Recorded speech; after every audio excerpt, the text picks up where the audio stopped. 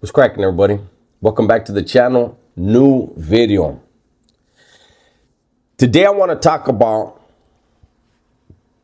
and first of all, let me start with this. I want to remind people, when I talk about prison, when I tell my prison stories, when I tell a story in general, I'm talking from my experience, my personal interactions, my experiences, right? You know, sometimes guys will tell me, oh, it's not like that, it's not like this. And then it turns around and you find out this person, yeah, they were in the California Department of Corrections. And yeah, maybe they were in the same joint with me 10 years later. And they try to correct me on things. And I'm like, we're talking about different times, right? But that said, my opinion, I want to talk about why, in my opinion, the vast majority of people, I got to say Southerners, Southern raza, the vast majority of why they go PC, go into protective custody. It's actually easy. Boils down to one word. Hopefully some of you guys will pause the video right now. Don't watch any more of it yet. And write in the comment section what you think the one word is on why people PC, why Southerners wind up getting in bad standings, whatever you want to call it. Greed. Greed is the reason. And let me explain why. I sold dope in prison. I've never sold dope on the streets. I sold dope in prison, right? And I always kept my eyes on the prize. I generated money for myself, for friends of mine who were validated and slammed down and couldn't hustle for themselves. I made sure I sent them money. And of course, I sent money where it had to go. I didn't have to look out for my friends, but that's what I did. That's the kind of person that I was. And, but when I was doing that,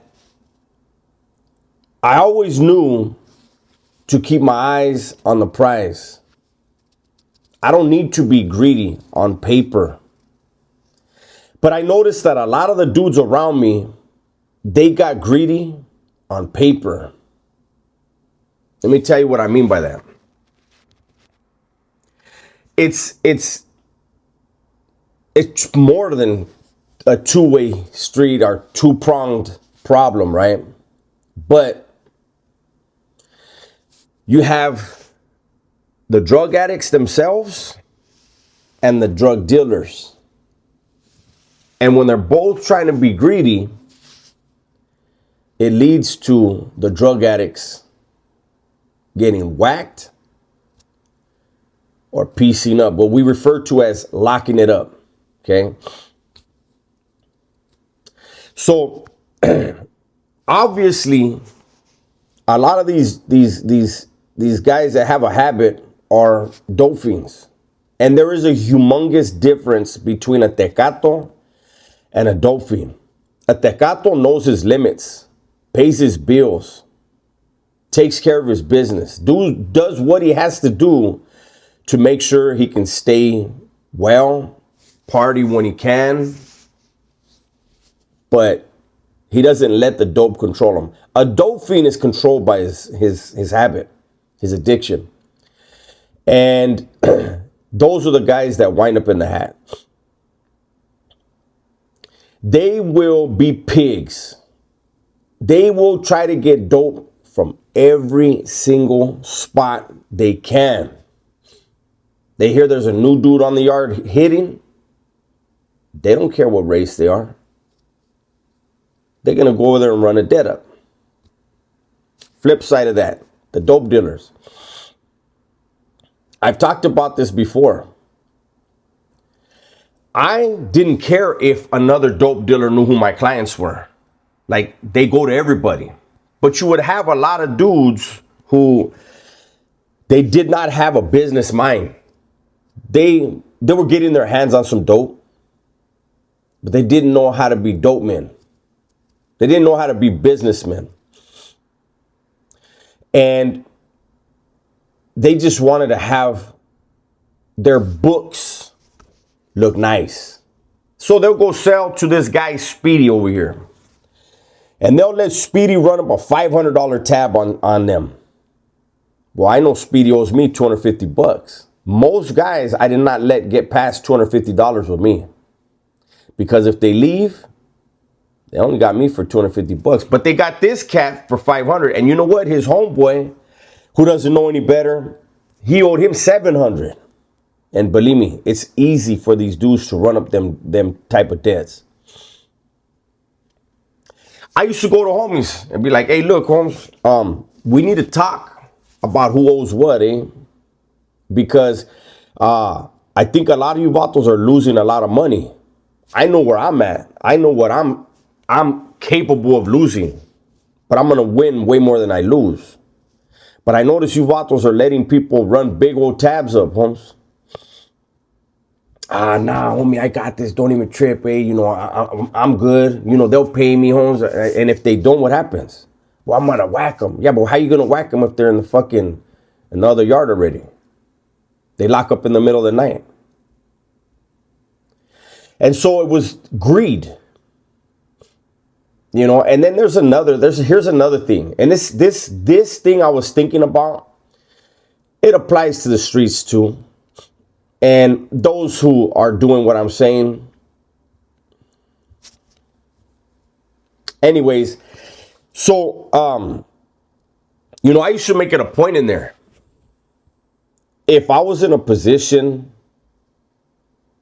where I had some authority, again, I was a nobody in prison. The legends are the only somebodies in there. You know, I did a lot of work for some. I was their eyes and ears, their hands, their feet. I took care of their business for them. But I was just like everybody else. I was not one of them. See, a lot of other cats would get that type of responsibility and get it messed up in their head that they were really somebody. Now, to vatos that didn't know any better, yeah, you're somebody maybe to them. To vatos like me and other vatos on that were on that same category, in that same category, Charlie, you're just like everybody else. You just got more headaches. That's all. You just have more headaches, more responsibilities. Your blood pressure is a lot higher than everybody else's, but it's what you signed up for, right? But when I was in positions of authority, I made sure to make it extremely clear to everybody. Listen, you vatos are men, eh? I am going to treat you like men. When you do good, and especially when you do bad. I'm not going to treat you like a kid. I'm not going to treat you like a woman. You are man enough to be on this yard. You're going to be man enough to face any consequences that you bring upon yourself. And most of the time, what I was talking about, what I was referring to was, we all know what's expected of us, right? If you have a drug habit, you know, with the Southerners, you do not go and buy dope off of blacks. Period. And I used to tell vatos, you vatos know what's expected of you. You guys want to get high? That's on you. I'm not monitoring nobody's fucking highs. Not monitoring nobody's addiction. I got other things I got to take care of. If you choose to go fuck around where you're not supposed to, I'm going to tell you guys something right now. As long as your money's good, it's all good, Holmes. As soon as your money's funny, they come talk to me. Hey, can I talk to you for a minute? What's up? And I already know. If one of the black shot callers gets at me, especially if they got one of their people with them, Because they normally would talk to me by themselves out of respect, right? Because I'm going to approach you by myself. And if I saw they had one of their homies with them, I knew, yep, I'm going to have to whack one of the homies. Like, hey, man, can I holler at you? Yeah, what's up, man? Hey, this is my homeboy so-and-so. He needs to talk to you for a second. I shake his hand. What's going on, homies?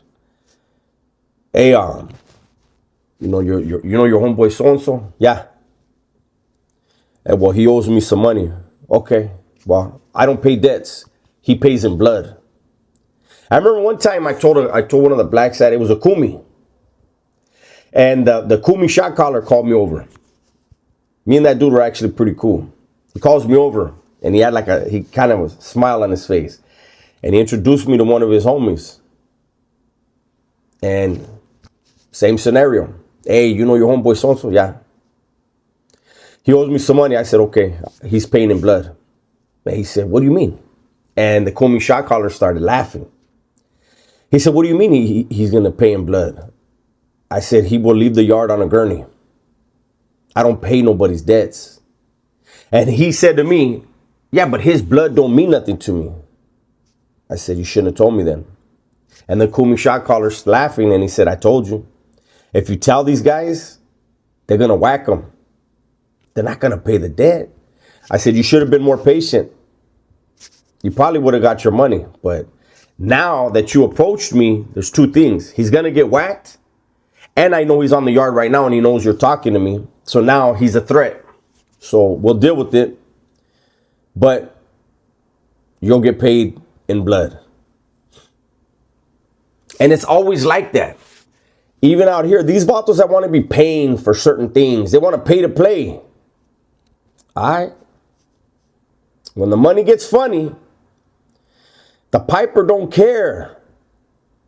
The piper does not ever care. The dope man doesn't care what the excuse is. Oh, I came up short this time. Yeah, well, you're really going to come up short. Literally. You know, people have said that oh, Dubs is a hypocrite. He didn't like the raza using drugs, but he sold drugs. Yeah. Yeah. I had a job to do. Unfortunately, I chose that line of work and I had a job to do and I did it very, very well. All these other vatos can say whatever they want, but everybody that knows me, they can tell you, the vato did good work.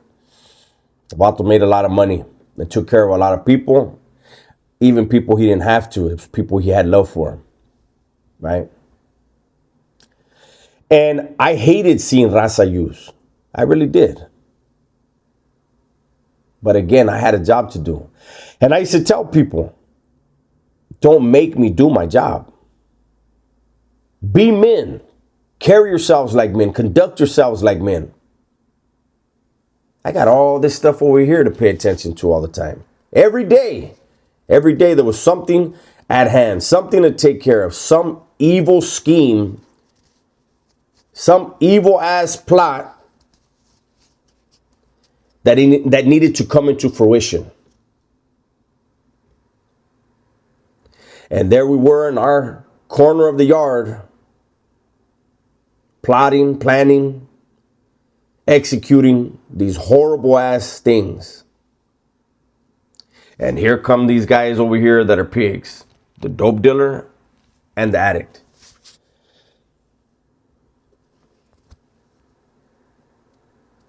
I don't know who needed to hear this today.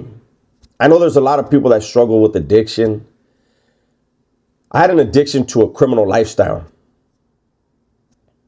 Fortunately, I was able to overcome that addiction. I don't think that type of addiction can compare to being addicted to substance or alcohol. I seen guys, man, that honestly, it hurt my heart to see, to have to make a decision to hurt them. Knowing if this vato was sober, man, One of the sharpest, downest vatos on the yard. But he became a pig, couldn't control himself, and made me have to do my job. Made me have to do my job, excuse me. I promise you guys, man, prison is not a place that you want to be. The streets are not a place you want to be. If you're struggling with an addiction, I don't care what it is, man.